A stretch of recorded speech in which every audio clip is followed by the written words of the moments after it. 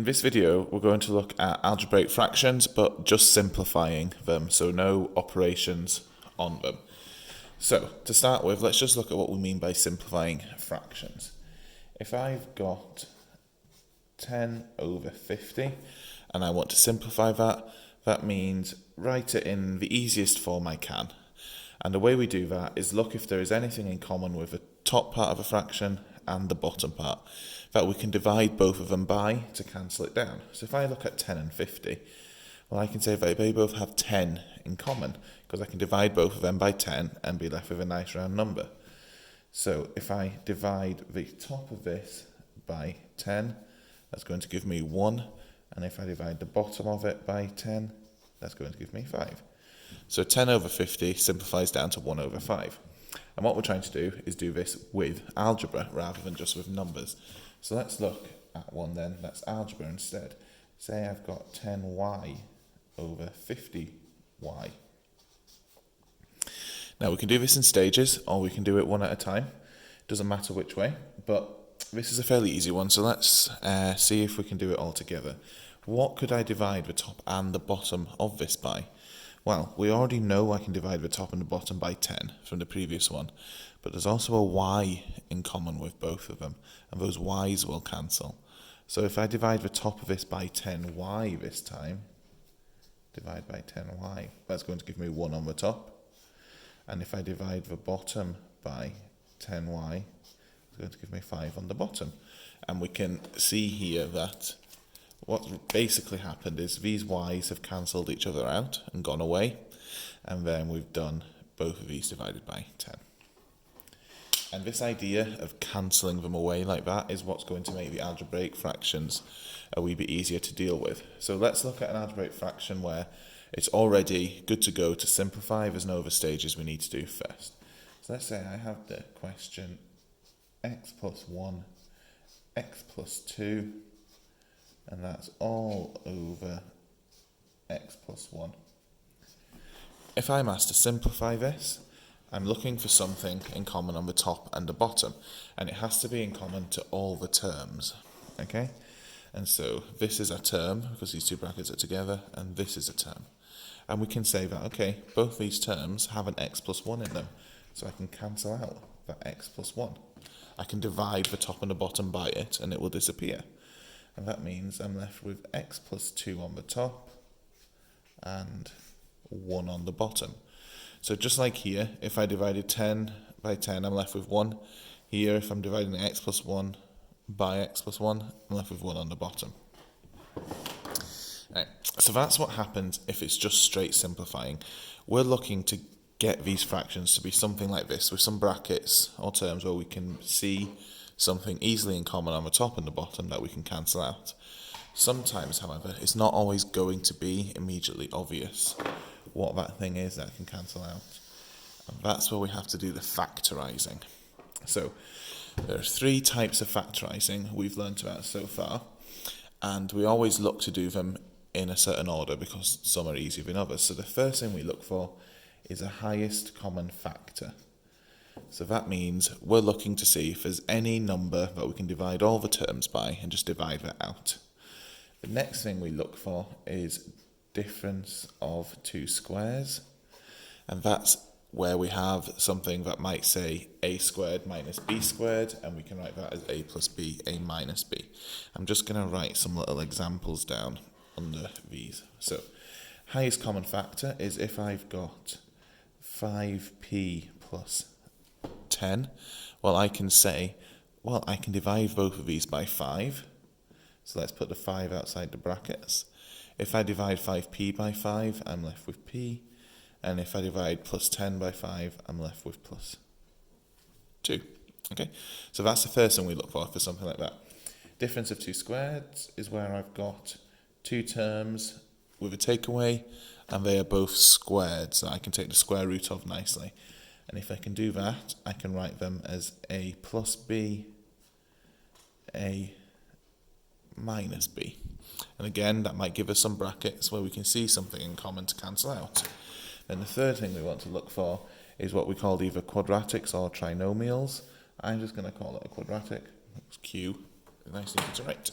And that's, for example, where we might have something that says x squared plus 2x plus 1. And this is where we look for two numbers that multiply together to make the 1 and add together to make the 2. So in this example, I'm not going to go through all the working of it, we'll do that later. But here, this would be x plus 1, x plus 1. Okay. If you're struggling on these, go back and watch the videos on factorising where these are all covered in more detail, because we do need these to be able to do the slightly harder algebraic fractions. So let's have a look then at some of these harder algebraic fractions. We'll go with this one. Say we've got 2p plus 8 divided by 10. So the first thing I'm looking for here is whether there's anything in common with all the terms at the moment. Okay. We could do something actually with these. We could do something here with these and take something out, but in case it's not immediately obvious, we could also look for our factorising. Okay, so let's start with that. Let's start with looking for our factorising. There's nothing we can do to the bottom, but to the top, let's see. Is there a highest common factor in this top line? Well, yes. I could divide both of these by 2, and it would give me something nice. So let's do that. Let's put my 2 outside the brackets. And then if I divide 2p by 2, that's going to leave me with p. If I divide 8 by 2, that's going to leave me with 4. So now I've got 2p plus 4 over 10. And then we can simplify, because now we've just got these numbers. And is there any number now I can cancel out? Well, yes. If I cancel out this 2 here, that means I divide the bottom by 2. So on the top, that's going to be p plus 4, because I've divided by 2 here. And if I divide the bottom of my fraction by 2, that's going to leave me with 5. Now, remember, whatever we do to the top of a fraction, we have to do to the bottom, okay? And that's why this works. So there's your answer there.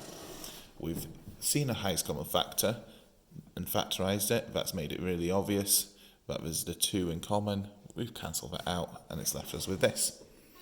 So now let's say I've got a squared minus 1 over a plus 1.